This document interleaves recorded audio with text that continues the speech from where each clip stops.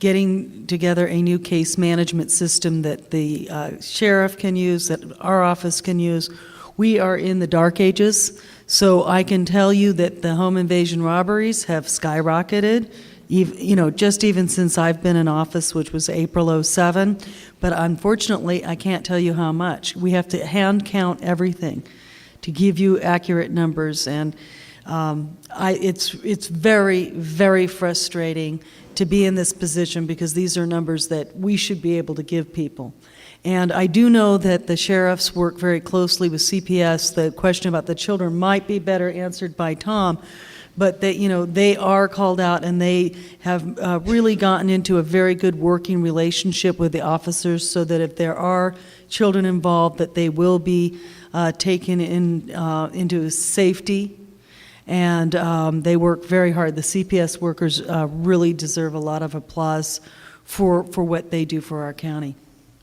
Thank you. And to our medical panel, I believe we're looking at sort of pros and cons on the use of cannabis here. What is the pH of cannabis?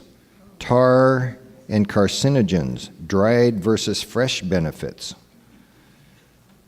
Now, I don't know how to say that any better than that because that's the way the question was asked. But if we're looking at dried plant versus fresh plant, maybe we're looking at topical applications, maybe we're looking at different methods of ingesting or smoking.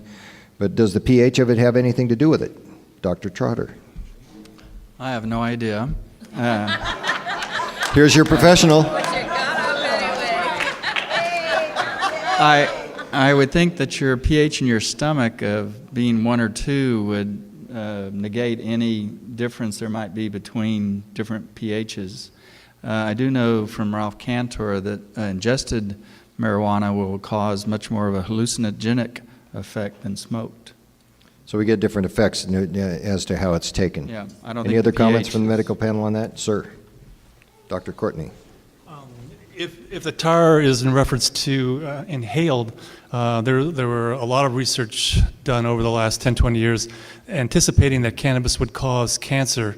The way you inhale it and hold it, you deposit 4 times as much tars, and the pro-carcinogens are at least double of what they are in tobacco. So Taskin, through numerous studies over the years, had predicted that cancer would be an outcome of smoking cannabis.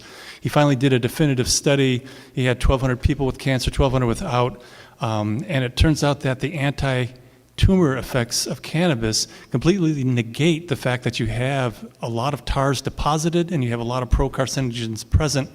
And there was actually a negative correlation that he found that the air in Los Angeles is more carcinogenic, and that there's a probability that heavy smoking of cannabis would protect you from the carcinogens in the air. Thank you, Dr. Courtney. The air of Los Angeles is beyond the pale. But please stay at the mic a second. There's a related question. Are there any reliable data race smoking marijuana and respiratory illness? Not only is there a negative correlation with cancer and a purported protective ability of cannabis, with COPD there was no increased incidence. There is a bronchitis due to the heat and irritation, and it's my opinion that vaporization is a much better way to go, and you can separate the cannabinoids by their boiling temperature. So if you're not interested in the euphoric effect, you can remove the THC, which boils at 157 degrees centigrade, and you can collect the CBD that boils at 188. So that you can have the antispasmodic and pain relief without any of the euphoric complications if you need daytime use or relief, say, if you're around power tools or whatever. So vaporization is a much better way to go in that regard. And then you wouldn't cough? There's a very small percentage of people that do cough with vaporization, but in general, 90% of the people find it much less irritating because you don't have the products of combustion present. Well, I'm glad to hear that.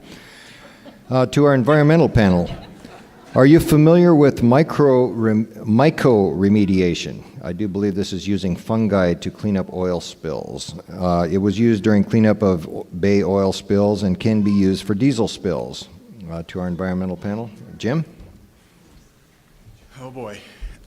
Both bioremediation and mycoremediation are very complicated issues. It depends on the concentration of the contamination, the kind of soil that you're dealing with. Is it sandy? Is it loamy? Is it clay? What are you dealing with?